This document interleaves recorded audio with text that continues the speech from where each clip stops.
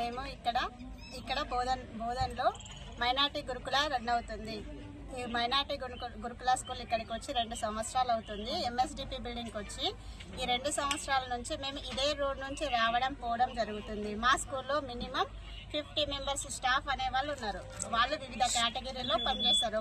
ఒకరు house keeping వాళ్ళు, తర్వాత కుకింగ్ స్టాఫ్, తర్వాత పీటీస్, టీచర్స్, జేఎల్స్ అని రకరకాల క్యాడర్లలో స్టాఫ్ పనిచేస్తూ ఉన్నారు. ఒక్కొక్క రకమైన టైమింగ్స్ ఉంటుంది.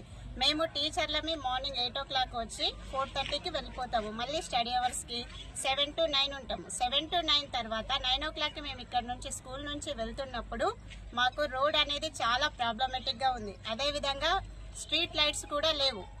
మా స్కూల్లో నుంచి మా స్టాఫ్లో 2 టీచర్లు 9 o'clockకి ఇక్కడ నుంచి స్టడీ అవర్స్ చేసి వెళ్తున్నప్పుడు కుక్కలు దాడి చేయడం వల్ల 2 టీచర్స్ కింద పడిపోయారు. వాళ్ళకి లెగ్స్ కొంచెం ఇంజురీ కూడా జరిగింది. అదేవిధంగా పేరెంట్స్ పిల్లలను తీసుకెళ్లడానికి వస్తున్నప్పుడు పోతున్నప్పుడు ట్రాన్స్పోర్టేషన్ ప్రాబ్లం అవుతుంది. ఆటో వాళ్ళు బైపాస్ నుంచి ఇక్కడికి రండి అని చెప్తుంటే ఎవరు కూడా రోడ్ ఫెసిలిటీ బాగాలేదని రావట్లేదు. ఇంకొకటి ముఖ్యంగా చెప్పేది ఏంటి అని అంటే ఇక్కడ 500 చేంజ్ ఆడపిల్లలు ఉంటారు. ఆడపిల్లలు ఇక్కడ 2 సంవత్సరాల నుంచి ఇదే గురుకులంలో 500 చేంజ్ పిల్లలు ఉంటున్నారు. కాబట్టి పోలీస్ వాళ్ళు కూడా ఇక్కడ ఈవినింగ్ టైం నైట్స్ టైంలో పెట్రోలింగ్ కంపల్సరీ చేయాలి.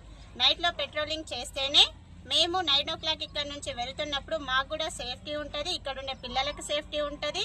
మరియు మా పేరెంట్స్ ఎవరైతే ఉన్నారో వాళ్ళు పిల్లల్ని ఇక్కడ ఉంచినందుకు వాళ్ళు కూడా సెక్యూర్ గా ఫీల్ అవుతారు. 2 సంవత్సరాల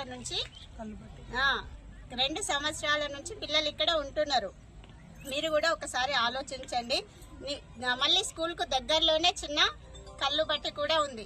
మేము నైట్ లో స్టడీ అవర్స్ చేసి ఇక్కడ నుంచి వెళ్తున్నప్పుడు టీచర్సే గానీ వేరే స్టాఫ్ గానీ ఎవరైనా వెళ్తున్నప్పుడు అది మాకు కొంచెం ప్రమాదకరంగా ఉంది. డ్రింక్ చేసి వాళ్ళు వెళ్తుంటే అట్లనే నిలబడి చూడడము అంత కొంచెం అసభ్యకరంగా అనిపిస్తుంది మాకు. కాబట్టి బోధన్ మున్సిపల్ వాళ్ళకి తెలియజేస్తున్నది అంటే మేము ఒక విజ్ఞప్తిగా తెలియజేస్తున్నాము. మాకున్న ఈ ప్రాబ్లమ్స్ సవినయంగా మేము వ్యక్తపరుస్తున్నాము. మీరు ఒకసారి దీనిపైన ఆలోచించండి సార్.